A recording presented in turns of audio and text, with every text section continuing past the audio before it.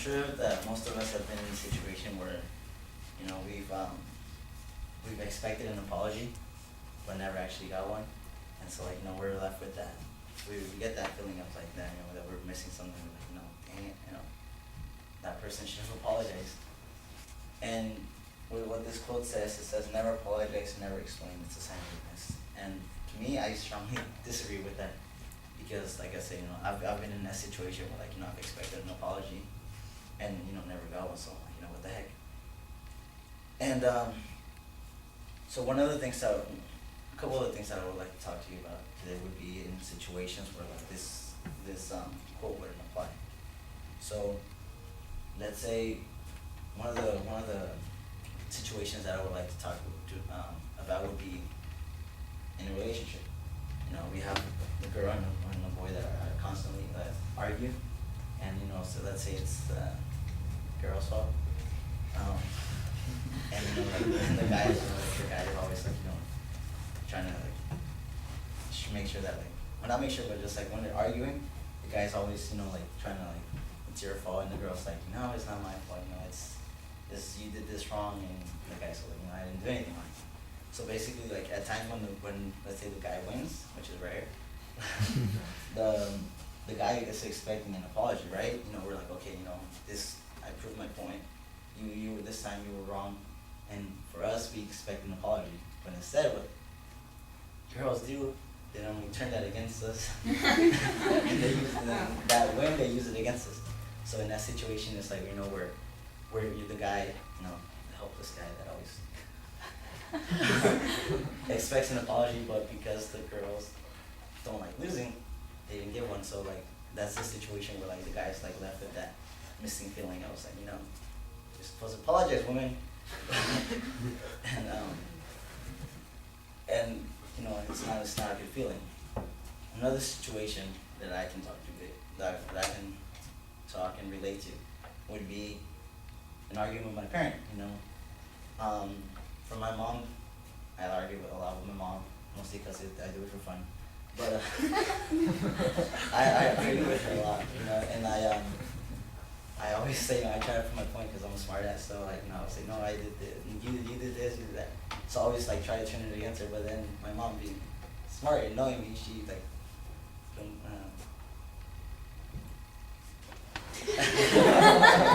reverse that back to me and says, you know, and I end up losing. So for me, you know, having my pride and, you know, saying, no, that wasn't my fault, I never apologized to my mom. Well, I do after, but, you know, at that moment, like, I'm like, no, I'm not gonna apologize. And, you know, me being arrogant, you know, like, in that situation, like, I don't like losing either, so, like, that's why there's a reason I don't apologize to my mom. But then after realizing, you know, like, I've been in that situation where, like, you know, I've expected an apology from someone, I realized what I've done. And, you know, that's one of the things that I like to point out, that necessarily apologizing and giving a reason isn't, like, necessarily a weakness, because it takes a lot of courage, and a lot of gut to, like, recognize what you did wrong, and, like, for you to, like, I guess, man up and apologize. So another situation I would like to talk to you about would be like, you know, like with you and a friend, you know, like let's say my friend Adrian here, me and him we argue, you know, he likes to be smart ass also. So we argue, and like it's a constant battle, you know, because he doesn't like to shut up and I don't like to shut up. So at times we're like, you know, we're constantly arguing. And there are times when, like, you know, he loses and he doesn't like to lose either. So, you know, at times where, like, I know that I got the upper hand in the argument, you know, I'm expecting an apology from him, but him being, you know, the way he is also, is also him not recognizing what he did. So, like, you know, I'm there left with that, you know, that missing feeling of having an apology given to me. So, you know, in conclusion, you know, I've explained of situations where, like, you know, I've been in situations that a lot of us can relate to, and I just like to point out that, again, apologizing and realizing what you did wrong isn't necessarily a weakness. It's also, like, it can be a strength, because you can you can have people look up to you in the way that where they realize what you've done, and that way you can impact someone else for them to have change your heart in the way they see things also. And thank you for that.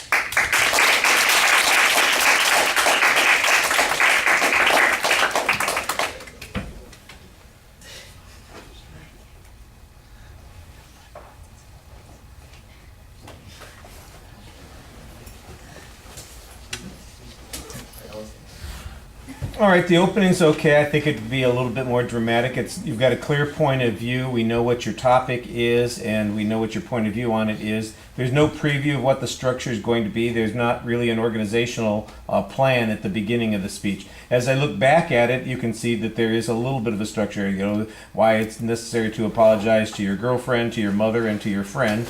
So you've got 3 particular examples that you're doing, but I think that the second 2 just kind of showed up after you ran out of the first one. The first one I thought was pretty well developed. The second 2 were not quite as thoroughly developed, and it sounded a little bit repetitive. Your presentation, your voice you need to speak up a little bit more.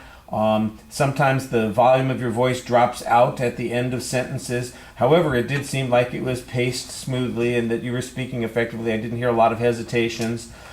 You've got a lot of indicators while you're speaking, a lot of hand gestures. You've got one kind of odd descriptive gesture. I guess that's your rewind signal that you're giving us. Your facial expressions, you look at the audience and smile pretty regularly. Sometimes it looks a little bit like it's nervousness. I think you need to be engaging a little bit more. And one of the problems that makes it feel less like it's engaging is that your eye contact, you tend to look down in front of people instead of at people. So I think you're not making the eye contact that you want to make. The biggest drawback in your speech, you're going to notice it when you watch your speech, is you've got nervous feet. You know, I mean, you are constantly circling. It's like a little tornado going on up there, you know, round and round and round. And so all of your nervous energy comes out there. That's where your anxiety is. Obviously, you filled the time, which is nice, but you want to make sure you get back to your point and that you've got a pretty coherent exit. All right, thank you. Victoria, come get a topic and send Adam in, please.